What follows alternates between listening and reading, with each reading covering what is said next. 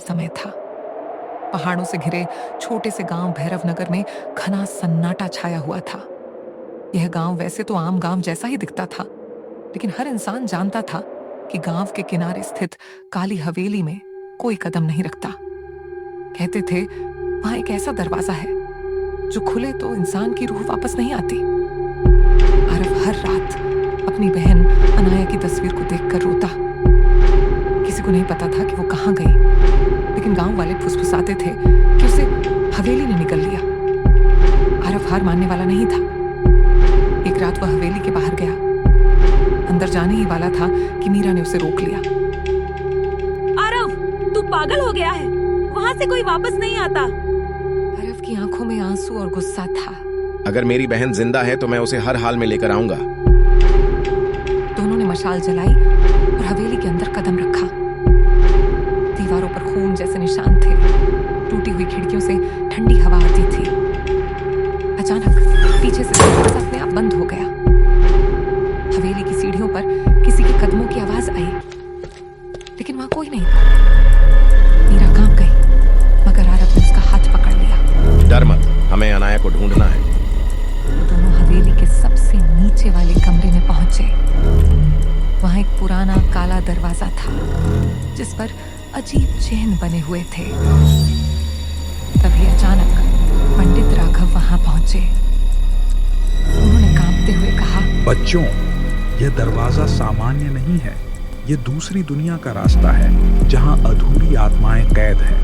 अनाया को उसी दरवाजे ने खींच लिया था, लेकिन याद रखना, जो अंदर जाएगा उसकी एक कीमत चुकानी होगी।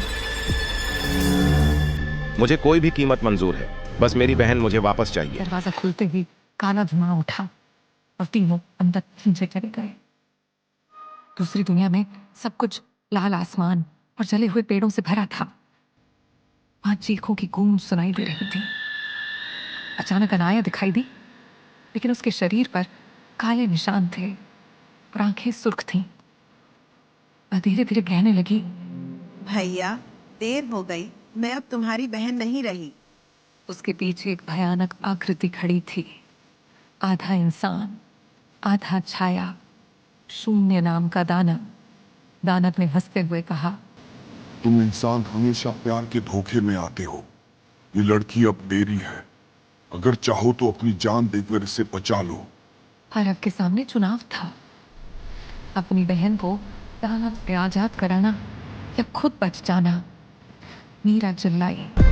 आरव, मत करना, तुझे भी खो दूंगी। आरव की आंखों से आंसू बह निकले। उसने अपनी बहन की तरफ देखा और बोला, अनाया, तू मेरी सांस है। अगर तू नहीं तो मैं भी नहीं। उसने दानव से मुकाबला शुरू कर दिया। दोनों के बीच जबरदस्त लड़ाई हुई। मीरा ने भी हिम्मत दिखाकर मंत्र पढ़े जो पंडित राघव ने सिखाए थे। आखिरी पल में आरव ने अपनी आत्मा का हिस्सा अपनी बहन को दे दिया। दानव की चीख गूंज उठी और वह रख में बदल गया। अनाया की आंखों से काले निशान गायब हो गए, लेकिन आरव धरती पर गिर गया। उसने आखिरी बार मुस्कुराते हुए कहा, मीरा, अब मेरी बहन तुम्हारे हवाले है। खुश रहना। अनाया रोती रही, मीरा रोती रही और आरव की धड़कन हमेशा के लिए थम गई। गांव वालों ने सुना कि हवेली का दरवाजा हमेशा के लिए सील हो गया। अनाया और मीरा ने आरव की याद में कसम खाई कि अब वो उसकी कुर्बानी को कभी नहीं भूलेंगी। और आज भी भैरवनगर की ठंडी हवाओं में लोगों को कभी कभी एक आवाज सुनाई देती है, अनाया, मैं हमेशा तेरे साथ हूँ।